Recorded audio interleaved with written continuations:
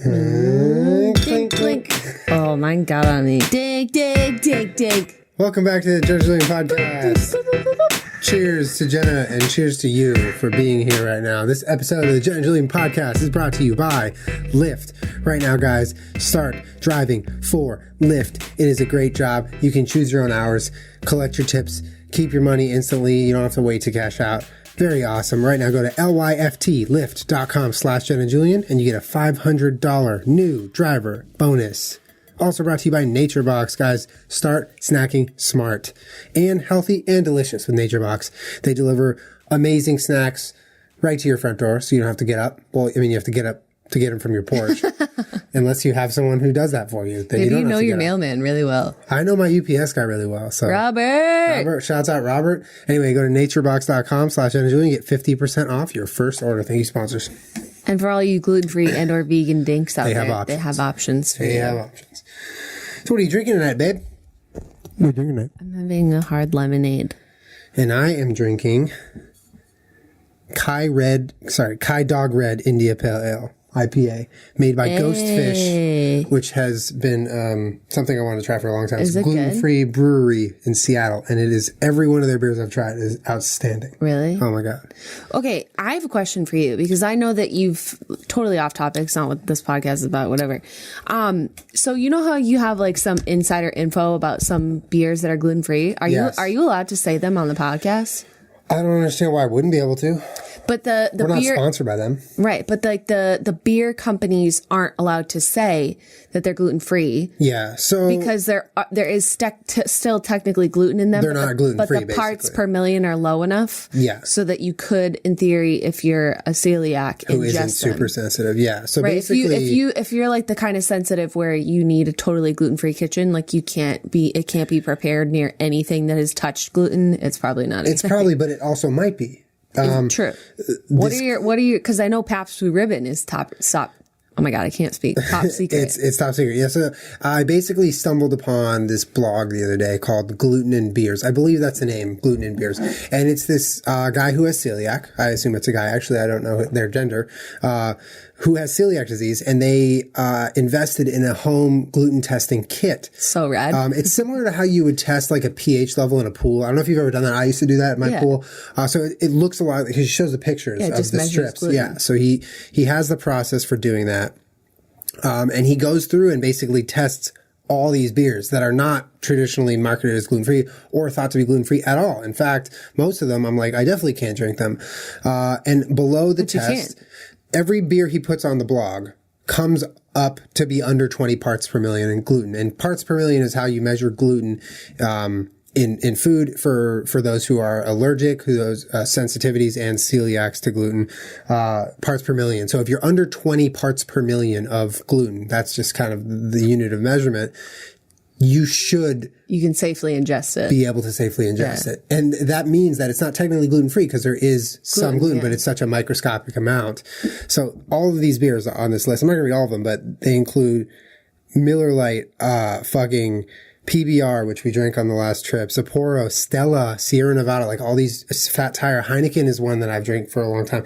These beers that are not marketed as gluten-free, and they may give some people reactions. So take right, and that's what he says on the website too. Yeah, so what he does is he gives the results of the test, and then he gives his own results after he drank a whole beer. That's so rad. It's a cool find. I'm pretty proud of finding that. But this is actually a dedicated gluten-free brewery, which is rad. And wow, such good beer. Anyway, sorry for that. I know that there are celiac dinks out there that follow you that I love my celiac really dinks. Helpful.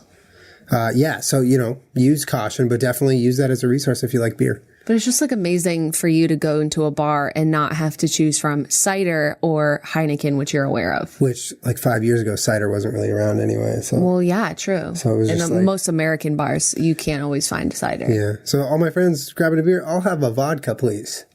I know. That's so brutal when you're just like, you're at lunch or something and you're like, in like a meeting or something, and you're like, I'll have a beer. No, I'll have a vodka soda at 12 p.m. I know. And grabbing beers is such a common social thing. Yeah, because you can have a beer casually and not be like drunk. But if you chug a vodka soda real quick over a nice little conversation, it's not the same implications. Yeah. And also, one of the things, anyone with a food allergy or any sort of sensitivity, the last thing you want is to draw attention to yourself. Right. You want to feel normal. Exactly. And so that's the biggest thing with these beers. It's not like I'm like, oh my God, these really kind of like low level beers are delicious. It's not that. It's like I can have a beer wherever everyone else can have a beer, and I can be a part of the. Anyways, Julian, what are we talking about today? Well, I think it's important that we give you guys a big old thank you for getting us this bad boy. Dun, dun, dun, dun. This is our Shorty Award. We won Best YouTube Ensemble, Jenna and Julien, and this is 100% your fault, guys. I know, we didn't really say anything. You guys like started a voting thing. We saw you guys had clubs of like you were going to vote once a day. So, I mean, we can't say thank you enough. It really means so much to us. Yeah, for real. Like, you guys are fucking rad. Dink Fam is rad. It should say Best YouTube Dinks. For real. You guys, you made this happen for us. It feels great to be recognized like this, but it really just feels like a team effort. So thank you guys. Ensemble. And congratulations on this. Yeah. This is really cool. Thank you so much, Dink Fam. I've never been part of an ensemble before. Oh, what's an ensemble? An ensemble. Don't play it. Oh my God. All right. So you want to talk about some weird things? Yeah, they're my favorite things to talk about. This, in a radical change of events, though, these aren't my weird things that I'm telling you. This is going to be the other way around. It's not going to make that much of a difference for those of you listening. But to us, within our ensemble, it makes a big difference. Because it's usually always me over here. With your list spouting my fucking shit at you. Spouting shit, baby. All right, it's my turn, though. Now you spout some shit at me, boy. I'm gonna spout that shit, and then you have to clean it up on the floor. All you ladies spout your shit like this. Oh, my God. Shake your body, conspiracy it. Do not continue this, whatever it is. Benjamin Kyle was the placeholder name given to an American man who had severe dissociative amnesia, which meant that between 2004 and 2015, neither he nor the authorities were sure of his real identity or background, despite widespread publicity, including Dr. Phil Show. That's not how the song goes. What's the matter with you? I picked it up in the middle. Julian, sing the theme song.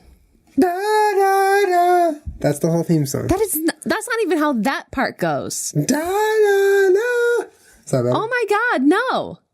There's another note in there. Where does it go? We're not doing this. We are not. You can do it. Try again. There's no trying. That's exactly what I did. No, it isn't. You were missing a note. You only had 3 notes. You need the 4th note. It's da-da, da. That one you were missing. I honestly couldn't tell the difference between when you did it and I did it. You were going da-da-da. Those are the same. Oh my God, no, they're not.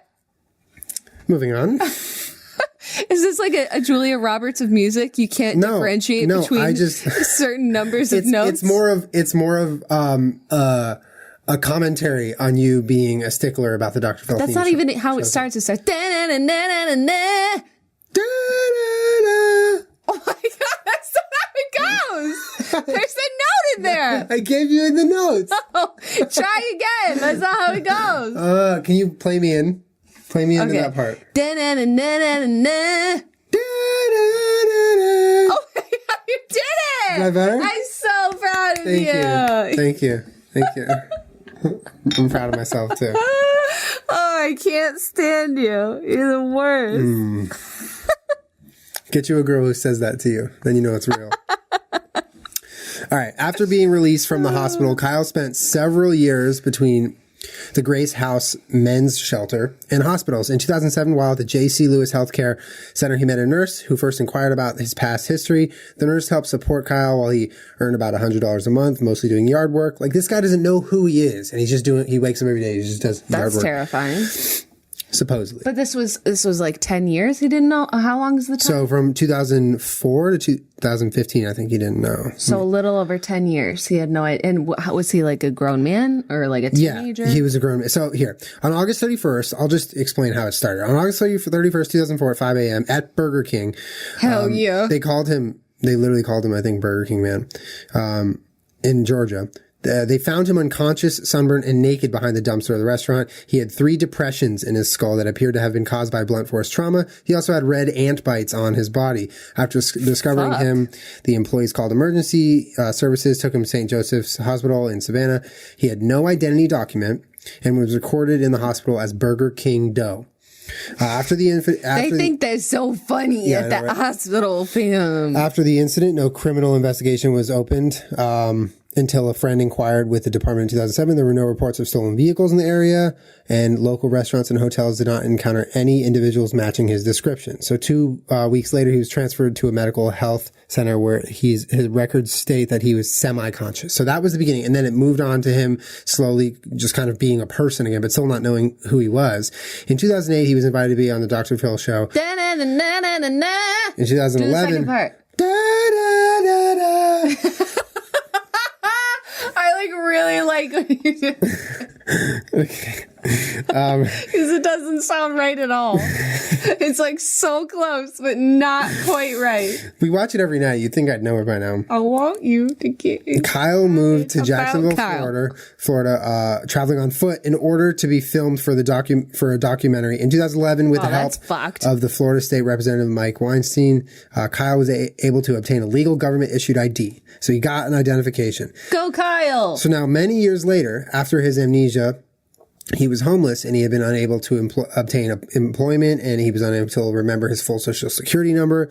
So there were a bunch of petitions that started asking lawmakers to grant him a new social security number. Basically, it's just like giving this guy a new identity, I think. Only got 2/3 of the required signatures, so it failed. In 2015, forensic genealogist Colleen Fitzpatrick reported that Kyle had cut off all contact with her when she reported that she was coming close to finding a DNA match. On September 16, 2015, Kyle announced that his real identity had been found, including his name, family members. He said that he would not be announcing his name yet for his family's privacy. So it ends in a really weird way, right? Because he's supposedly going around completely clueless about who he is.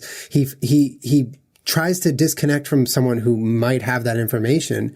And then once the information supposedly came out, he didn't want people to know it. So it's like, was he aware of that? Wait, so you're saying that maybe he's a fake? Well, the ending is very sus to me. Very sus. Right? Because why would he not announce his name if he didn't even know it? It's just another name if he really is. So that's the only update that we have. That's the Wikipedia update. I mean, that's pretty much it on Wikipedia. It was covered by a lot of big news outlets. The episode of Dr. Phil was called "Who Am I?" Wow, they think they're so funny. Identification. Yeah, I mean. Oh, here we go. On November 2016, his true identity was revealed to be William Burgess Powell. So if that means anything to you. That's it? That's all we get? That's what I mean. Like, the ending's weird. It's such an interesting story, but I mean, I didn't do all that much. Are there any conspiracy theories about like what happened to him, or? Do you have one? No, I don't have enough information to make a conspiracy theory. I mean, that was just a Wikipedia, but let's see. That's fucking crazy. I mean, when you said he had 3 indents in his head from blunt force trauma, I mean, that's enough to cause some severe memory loss. Yeah. Oh, man. It's wild. This is another website talking about it. His condition, blind, nameless, amnesiac, seemed the kind of affliction that might befall a character in something. Yeah, I mean, it looks like that was kind of it. I'm sure there's like a lot more theories. I just kind of wanted to talk about what you thought like that was. Well, I honestly want to know like what his family thinks. Like, it's bizarre to me that like if this was you, right, and you got like beat up and you were wandering around, I would have filed a missing persons report like so long ago. Yeah. Like, did his family not know or care that he was gone? and got hurt and then was lost. Like, because that's, I imagine, how the police could have triangulated who he was much quicker. Yeah. Is if his family had filed a missing persons report or whatever, and they were able to link that up, you know, because it's like, imagine you find someone that was in a car accident or they were walking around, they're a pedestrian, they got hit by a car, they don't have their ID on them or anything, and they suddenly lose their memory. There would be some frantic loved one calling over and over again and filing depending on their situation with their family. That's what I'm saying. As long as they're not estranged, but yes. But that's what I'm saying, is that it's bizarre to me that his family didn't file a missing persons report, or no one was looking for him. They couldn't identify him as anyone. Yeah. It's just that no one really gave a fuck for that long. For 10 years? Yeah. When he was interviewed about it, he did address people accusing him of faking it. He said, you'll find a lot of people who say it's all bogus, that I'm faking it for whatever reason, but one thing's for sure, I'm not getting rich out of it, Kyle said in 2012. I'm 64. What, Dr. Phil didn't give you some lunch that day? I'm 64, trying to get on with my life as best as I can. I got to figure out I've got 10 more years to live considering my social and economic bracket, which I don't really get that. You have 10 more years to live because of your social and economic bracket. So you only get to be 74 because you're not rich? Well, I mean, he did forget who he was for 10 years. So maybe. No, I mean, that's a loaded statement right there, but. It is, yeah. But maybe you'd think he would say. It's a bizarre thing to say. It's a bizarre thing to say, but it's also maybe he was. Like, it would make more sense if he was like, I have 10 more years to live considering my physical condition. That's weird. That makes you feel weird. Maybe he's just a weird guy. Yeah, possibly. Maybe he's just a weird guy, got mixed up into some weird shit. Someone beat the shit out of him. His family wasn't looking for him. Nobody filed a police report. Like, that's it. Maybe he used to be like a drug addict or something. He woke up and totally forgot. Who the fuck knows, honestly? Who knows? All right, we can move on, though. Okay. Because that one's just one. Next thing, it's just a single fact, but I wanted to say it to Jenna and to you. A lot of these actually were tweeted at us when we reached out on the podcast, so thank you guys for your suggestions.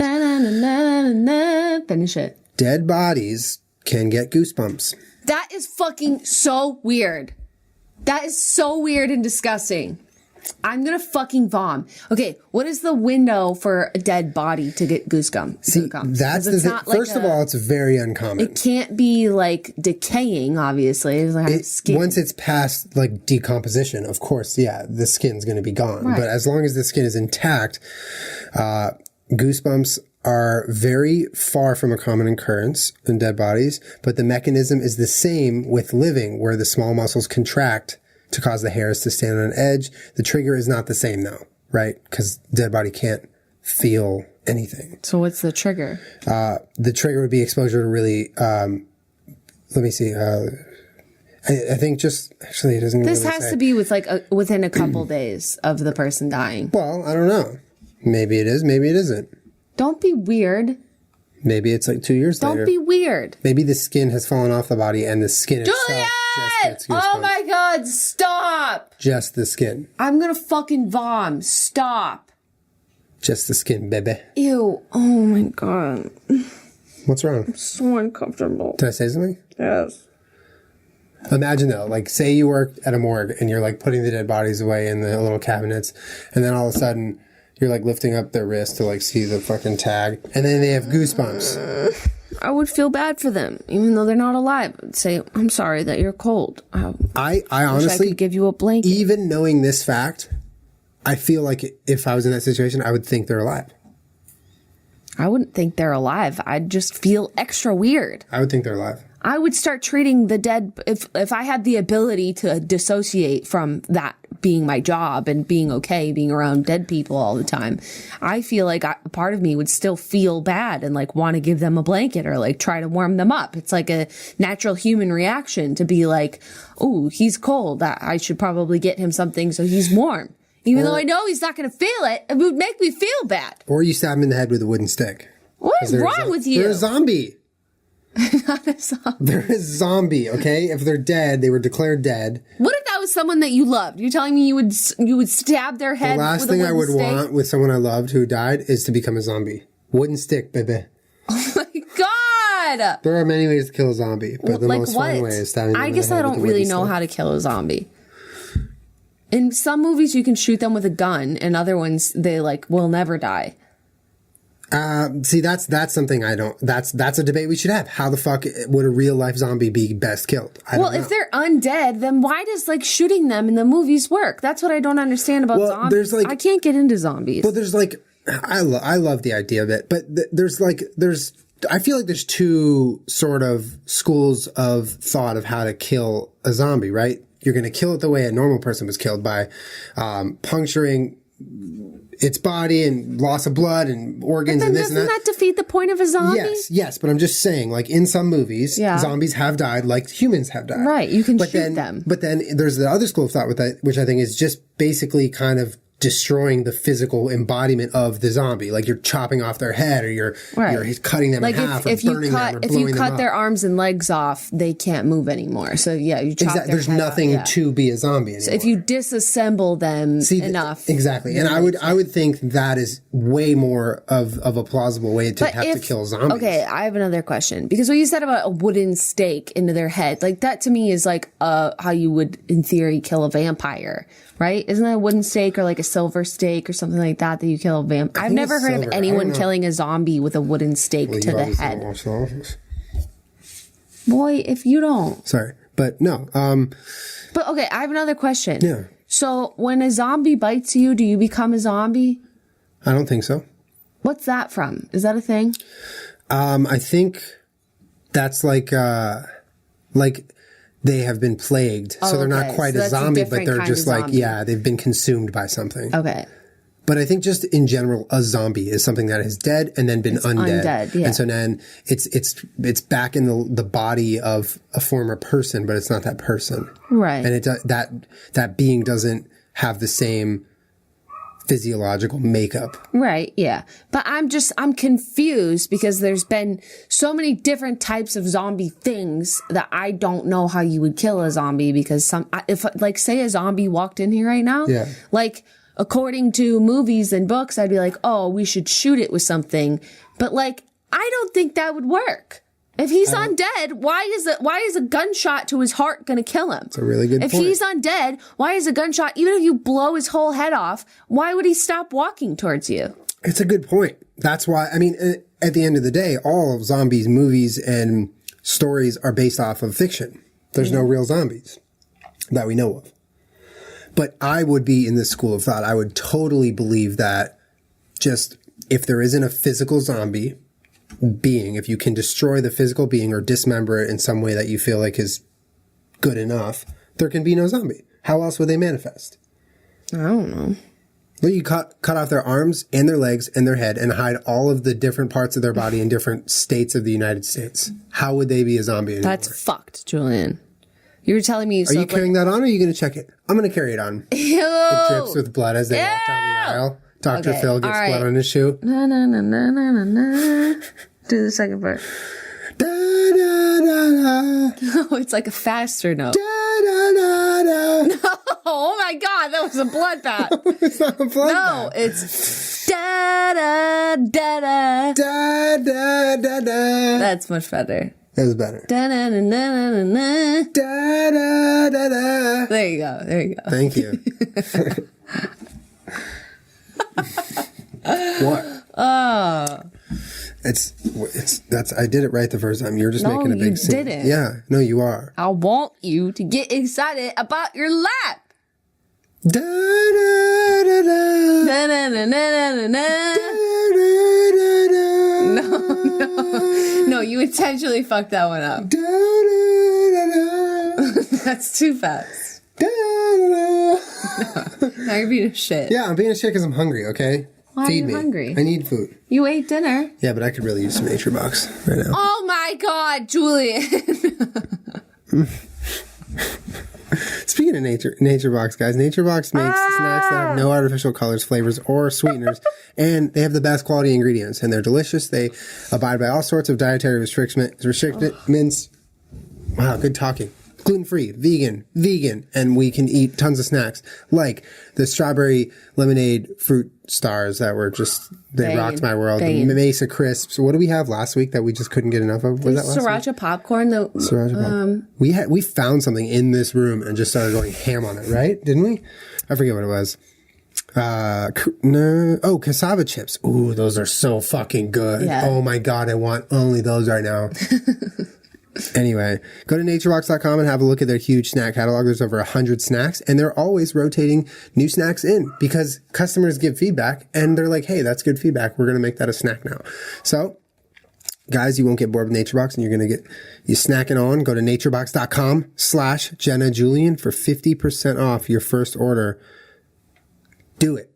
Please. Hell yeah. Also, we have Lyft this week. Lyft believes that being a ride-sharing driver should be fun. If you're having a good time, so are the passengers. Lyft is awesome. All the drivers for Lyft are so great. It's pretty true. They treat their drivers right, and I think that's a big reason why. Check out lyft.com/Jenna Julien, and you can get a $500 new driver bonus when you sign up to be a driver for Lyft. Driver for Lyft is awesome. You can earn hundreds of dollars per week, plus tips, and you can do your own hours. You can flip into driver mode if you have some spare hours in your day, in your night, whatever schedule you have, part-time, between gigs. It's great. You flip into driver mode, drive a couple people around. There's a dog paw underneath the door right there. And another great thing is you don't have to wait days or weeks or months or whatever to cash out. You cash out instantly with Express Pay, and you get tips. All right. Lyft has taken the guesswork out of pickups, and they have, their new AMP device uses color coding to help passengers find their driver. So if you see 5 Lyfts coming up on your street, you know exactly which one's yours, which is very smart. That's fucking tight. Lyft.com. That's Lyft.com/Jenna Julien. Get a $500 new driver bonus. Thank you, sponsors. Thank you, sponsors. Whose hand was under the door? It looked blonde. Oh, Miss Weechie. Lady. For those of you that I know are now upset that we've waited until half of the podcast to say this, Ad's doing really well. Ad's doing so well. We love Ad so much. He's doing great. He peed on Rome and he pooped on me today. Oh my God. So Rome came over to meet Ad after she did a thing with Julian earlier today. And she was like, can I hold him? I'm really excited. I don't think I've ever held a hamster. And she was like, will he bite me? And we're like, he hasn't bit either of us at all. Like, he hasn't bit anybody She asked yet. like 10 times. Like, will he bite me? Will he bite me? She's like kind of nervous. And so then she holds him for like all of 40 seconds. And then she's like, he's peeing on me. And then I was like, I don't think so. And then he was just dripping piss all over her hands and onto her shirt. It's the first time Ad has peed on anyone. And it was, of course, Rome. So funny. And then I was just holding him a couple minutes ago and he pooped on me. So he's having a good day. He is. But we pimped his spot out. Were you so really, pimped out. are you really considering doing a live stream? Yeah. Actually, I should talk about that. That's a good idea. So I don't know if you guys have seen like the Eagle Cam. Of course we have. There's like an Abbey Road live cam. There's like live cams put up all around the world, different things where the stream never stops. It is a constant live stream. Most of them don't have audio, although some of them do. Ours wouldn't. I was thinking we do a 24/7 live stream of Ad, of his cage. Looking down in his cage, there wouldn't be any audio because we wouldn't want people to hear what's going on in our house all the time. That's fucking Big Brother. Yeah, fuck. I mean, we're asking for it. I mean, we love you guys very much. But we're also asking for it. Like, someone's going to hack this shit. That's Big Brothery. So I've looked into IP cameras, which I think are basically cameras with their own IP addresses in them. So it's like, it's cutting the computer out of the equation for live streaming. I will look into it more. I want to do a lot of research because if we can find a way to have a constant video camera with no audio, that needs to be a real important thing. But also where it can just kind of keep itself online without any sort of external device. Yeah. I think that'd be cool. We could even start a channel, or we can put it on one of our channels or something where it's just like. I imagine it would be exciting for all of like 5 minutes and then it's not. But that's the thing about that is that sort of thing is like, you hop in at like 3 a.m. and like 2 people are there and you're like, hey, you're watching Ad right now? And they're like, yeah, me too. Like, that's cool. Well, I mean, if we had something like that, we could also figure out a way to use it for other things in the future, but it'd be cool for a while until it's not.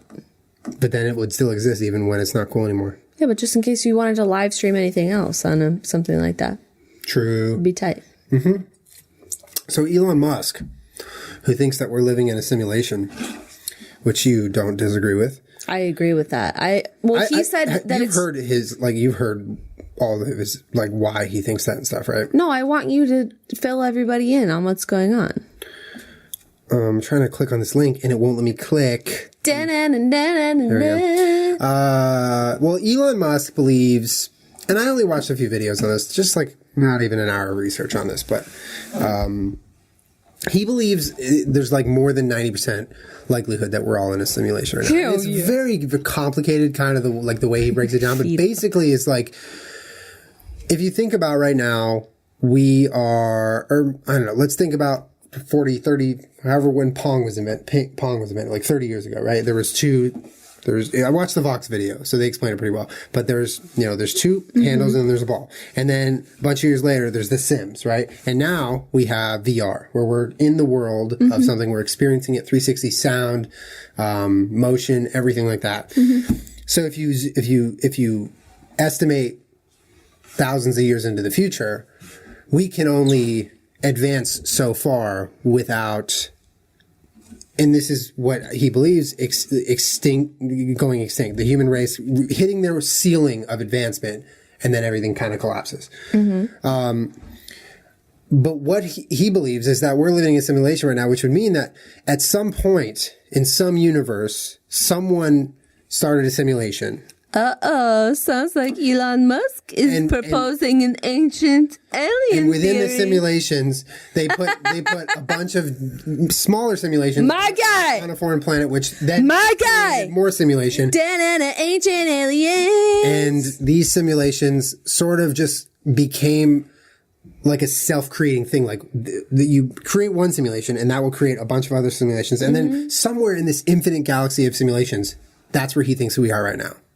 Yeah, like your physical self. We are living in one of those tiny simulations, which means we are so insignificant. Of course. You ever imagine... But this isn't even the theory I want to talk about, but it's interesting. It's very interesting. You ever imagine, though, that, like, after you die, you just, like, suddenly wake up and you're just, like, this amorphous blob, and then some other blob comes up to you and is like, oh, is your game over? And then they just plug you in again, and then you wake up and you're a baby.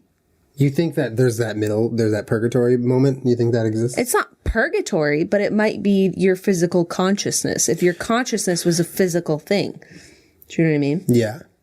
Yeah. I mean, honestly, I could listen to an hour, 2 hour, 3 hours of that theory and why he believes that, because he's obviously a brilliant motherfucker. But so one of the things that I wanted to get to is Elon Musk. Not only does he believe we're in a simulation, but he believes that it's only a matter of time before AI turns on us.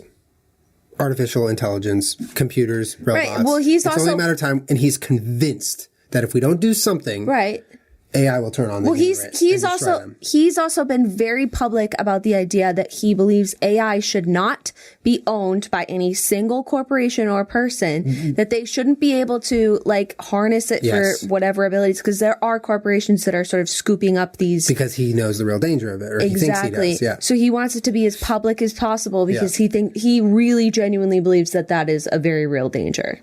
Yes. Yeah. And that is something. Which, thank God, though, because I don't want one corporation to have the ability to use AI and no one else does. Like, fuck out of here. Fuck out of here. I mean, if anybody's going to do it, it's fucking Google. When you think about it. Mark Zuckerberg. When you think about it, every few months, there's a video that comes up with a robot or some sort of new innovation that has AI in it. And you think to yourself, holy shit. This is where we're at right now. That exists. And that's just right now. And that's just what I'm seeing. So what's behind the curtain is probably a lot crazier. The stuff that's not even ready for market or has no purpose in the market. It's not meant to be sold. It's just meant to be used. So Elon Musk has started this new company called what's it called? Neural something. Fucking forgetting it now. Anyway, it basically... but it's a company that already exists. No, it's his new project. So it doesn't exist yet. Now it does. So the company already exists. Yes. It's newish, but yes, it exists. Yes. Okay. And it circles around the idea that it's using technology and embedding it in the human brain to compete, to allow the human brain to compete with AI. You're not only giving the human brain technology third hand, like we receive it on our phones and computers and whatnot, it's embedded inside. And they have done, tests on rats and different things here and there of how that would work, because the human brain is so incredibly complex that sort of thing is difficult. So the idea, I think, what I have learned is the idea is they're augmenting the human brain with tech. And this is for a lot of reasons. One, it can help with diseases like Parkinson's or memory loss diseases or a lot of sort of mental diseases or ailments that right now don't have a clear cure. This is a method of which the medical field could advance greatly with a lot of specific diseases. In addition, and he said this, it's to help humans keep up with AI. It's to help humans keep up and not just be completely stomped on by AI. And so when you talk about this sort of thing, it's the front page story is he wants to add tech into brains to help fight diseases. But then when you dig deeper, it's like, well, is this Black Mirror, right? Are we putting chips inside of us that will eventually turn on us and kill us all? And is this a plausible, similar scenario to that? So. But the company already exists, and its goal is it's sort of telepathy, but with pictures. So, like, you could send pictures to people or thoughts with just your brain, which we all know the government's been trying to do for fucking years. Yeah, so he has said, instead of explaining something with words to a person about what you're thinking, they can just have a picture transmitted from your brain to theirs. Well, I think it's I honestly don't doubt that Elon Musk's even surface level goal or whatever, if you just say it in the public, is so we can compete with AI. I really do think that part of Elon Musk really does believe that, but it's a tool that we've been warned of for so many years that the second that any kind of company or the government starts implanting things inside of your body, like the chances of things going wrong just sort of increase. So Neuralink is what it's called. But I have a question. So obviously, if McDonald's or Google or some giant fucking corporation, Ford, was like, hey, we're selling these new chips, put them in your brain, you get this and that. Obviously, you're not going to be like, yeah, sign me up, right? Because that's exactly what you're talking about. It's a huge corporation with crazy different interests that will never tell anyone. Right. But what if I posed it to you in a scenario where, like, someone who you really trusted in the public eye, who had power? Okay, well, my only argument is that we've talked about the Google Vampire watches. We've talked about the chips, whatever, RFDI. Is that what they're called? RFID? Yeah, the chips that some people already have in them. We've talked about implants, people that get breast implants or like knee replacement, hip replacement surgeries that later, years down the line when they get x-rays and something's going on, find out that they're already being chipped and can be tracked and that kind of thing. It borders on, is this ethical to do to people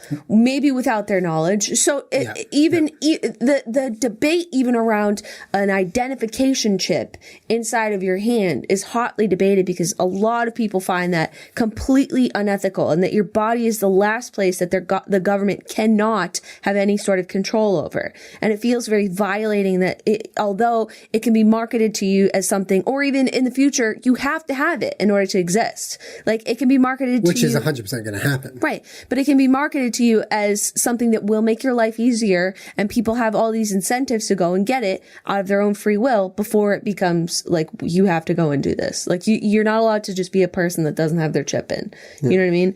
But isn't that, like, if you're a religious person, isn't that the mark of the beast? Isn't this like all the doomsday prophecies of now you are officially owned and enslaved by the government? It's a real thing. And that's it's crazy a real to fear. think about, because it's finally crossing that line. You have fingerprint readers. You have face scanners on Snapchat. You have GPS everywhere you go. You have microphones on all your devices. You have cameras on your devices. You are bugged everywhere you go, right? Google Home. It's to that point. But once you cross the line of inside your body. Right. Well, that's what a lot of people have a really hard time with. So though I do believe that Elon Musk, like probably with a portion of himself, really believes that this will help us compete with AI. He hasn't given me any convincing, threatening AI to be afraid of.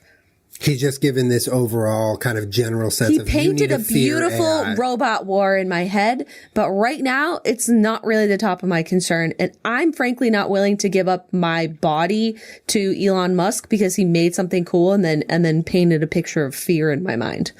Well, that's a great point. The painting a picture of fear as a source of like, you need to do this to feel safe. Well, yeah, it's like, we're not gonna be able to compete with AI. Okay, dog, tight. I'm not trying to compete. All right? I'm trying to fucking live my life. Or maybe it's like, I'm not trying to be a supercomputer. I'm trying to be Jenna.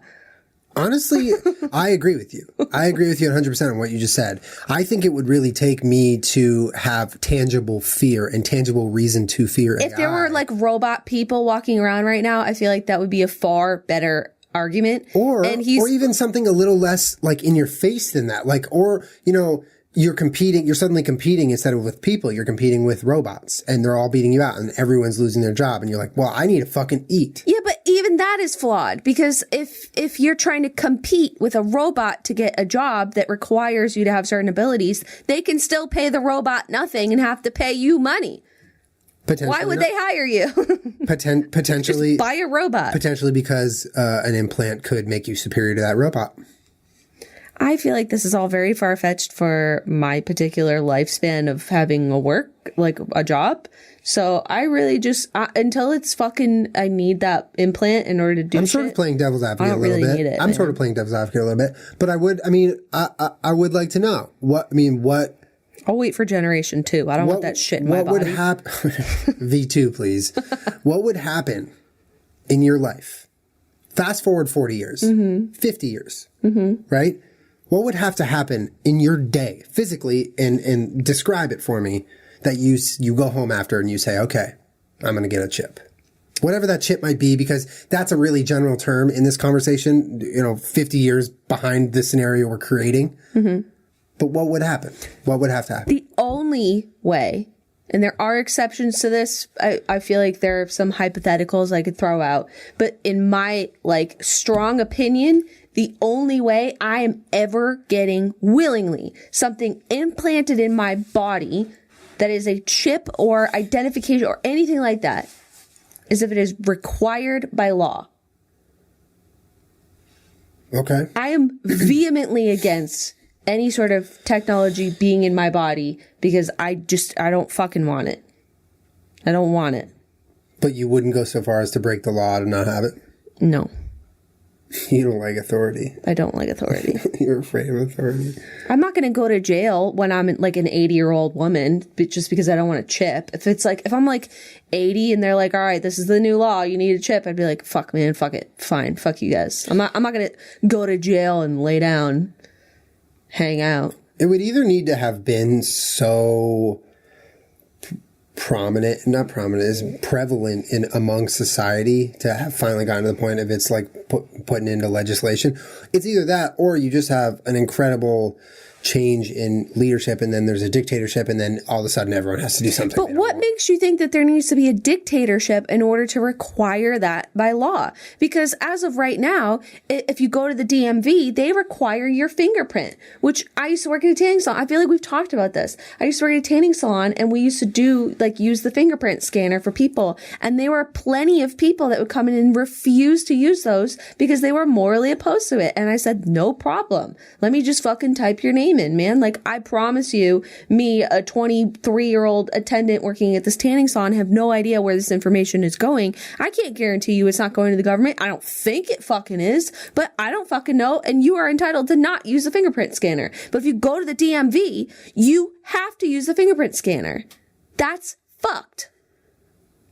It's It's a good point. It's not quite a chip, but it's definitely on that path. You see what I'm saying, though? I do. I was shocked as of recently when I went to the California DMV and they were like, all right, we need your fingerprint. And I asked why. And they were like, this is our new way of like doing whatever. And there is no option for you to sit there and fucking refuse it. It's them. It's just if you want to have a license or an identification card. If you would like to have a license or an identification card. Yeah.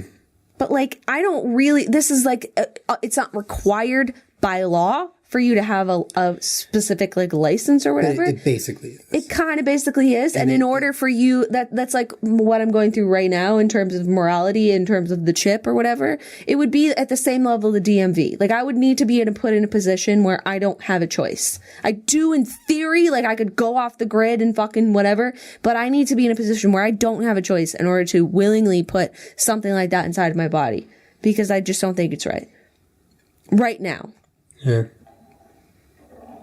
Especially knowing how our information has been used by corporations in the past, by the government in the past, that they have violated our, you know, a lot of our human rights by spying on us and all of those things. Like, I'm not going to give you any fucking reason to be in my body. Fuck out of here. It's a little bit of a mindfuck to think about. That's what I think. So Elon Musk, you know, makes a very romantic idea about us being superhumans, but I'm not buying that. You're a tight guy like your Teslas, but like, I'm not buying that. You see his roof panels? No. They're basically solar roof panels that look like tiles, and they're like incredibly powerful. Yeah, he's a dope guy, but I'm not buying that. Thanks though. Yeah, no, I'm going to pass. I'm going to pass on the people chip. I would pass on it too. I like this conversation because every day it gets less and less like fiction. Mm-hmm. So it's interesting to talk about. I don't want a fucking chip in my body. Speaking of spying, we have one last thing I want to talk about, and this was submitted by the one and only Mr. Duddy. Colin Duddy? Yeah. He submitted it. This is called Follow. Wait, no, Follower. Follower. It's called Follower. It is a social network that grants you a real life follower for a day. Fuck. Okay. It was created by an artist. An artist. Quote, read shit. Right? Professional troll. Okay. Don't go unnoticed is its tagline. Tight. Follower is a service that grants you a real life follower for a day, no hassle, unseen companion. So you don't know they're there. They don't ever meet you. They just follow you. And like you're not going to notice. Here's how it works. This is actually, I mean, it's okay, as ahead. Fucking horrible. And I would never do this as it is. It's like, all right, this murky individual will then use your phone's GPS to track you around your city all day. Sick. From afar. They would watch you eat lunch. They would watch you go to work. They would watch you take your dog for your walk, all this, all your daily routine activities. But they wouldn't be right behind you. They would be at a distance. They'd just be watching your location dot.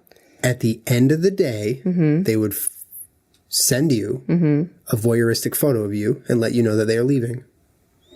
Okay, I have a question. That's fucking creepy. Hold on. Okay. I want to give the name. Lauren McCarthy is a 28-year-old artist.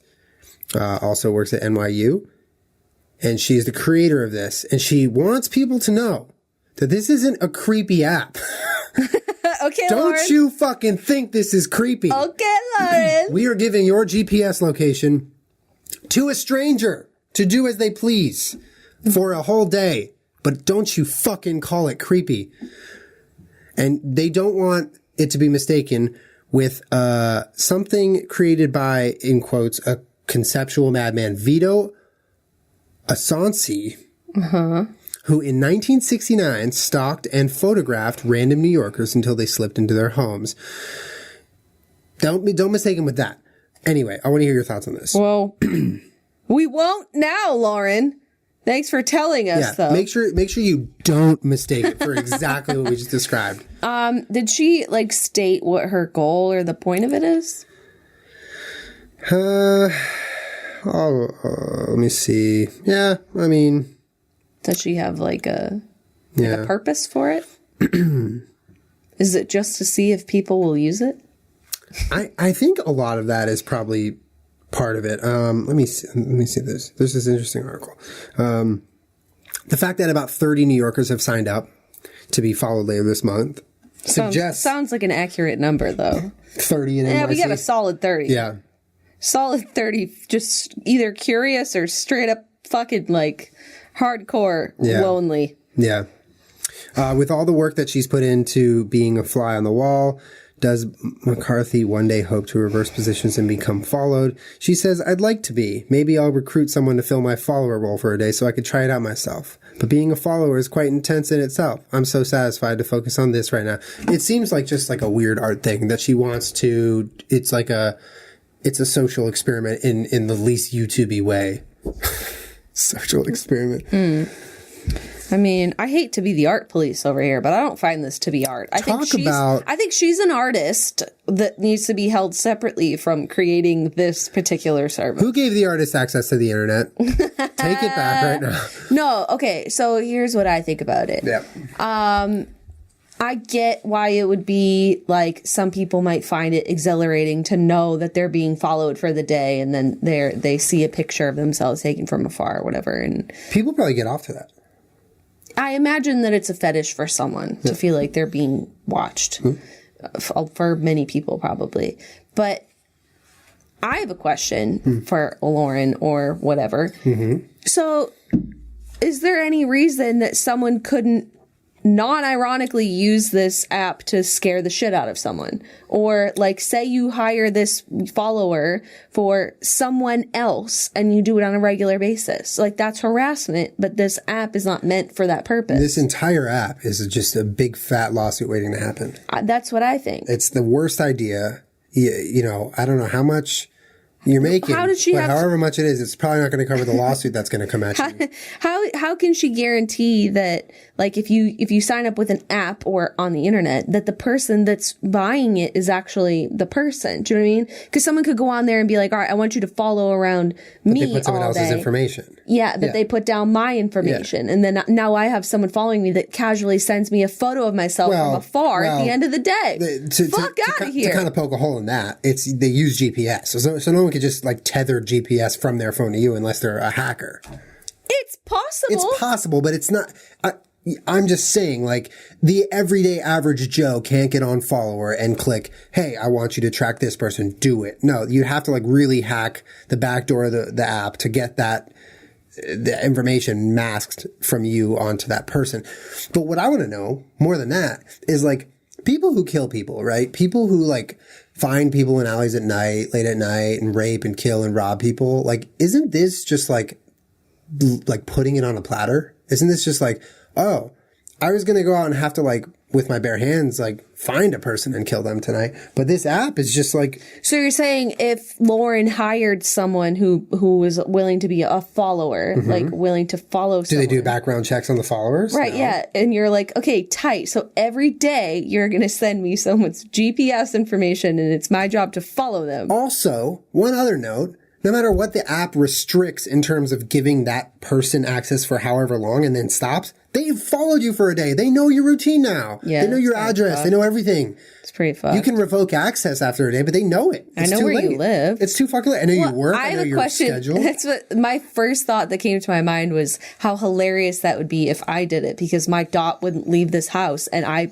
challenged that person to get a picture of me that day because I'm not going to leave the house. Do not challenge someone. They will get a picture. Oh my God. No, that wasn't a challenge. I'm challenging the person that I would hire from the follower app, whatever.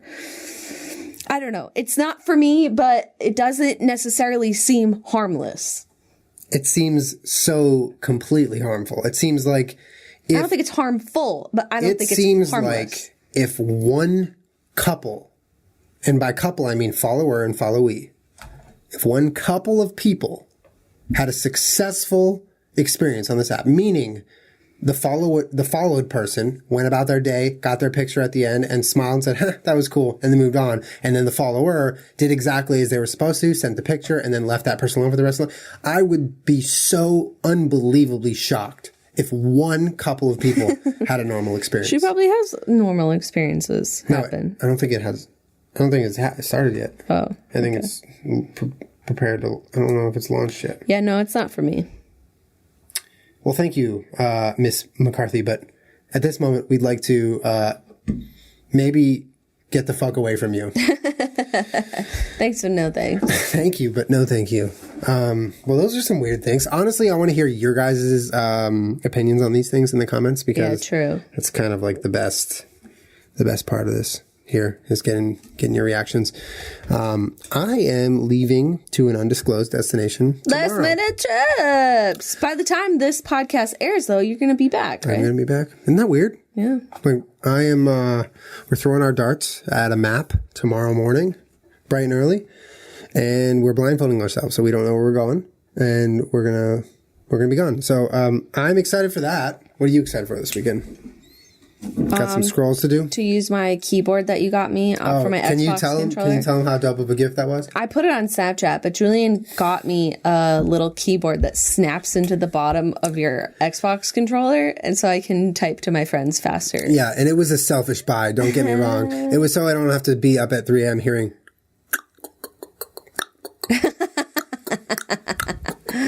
Oh my god. Or typing letter by letter on the Xbox controller. That was actually a good impression. That was because I've heard it 5 million times. You're a patient guy. Yeah. Well, we'll hug and kiss Ad for you guys, though. Yeah, we will. And if any of you have any experience with live streams, let me know. Tweet at me. Thank you, Dink Fam, for another great podcast. Bye, Dink Fam. Love you guys. Have fun on your trip this weekend. I will. Bye, guys. Bye.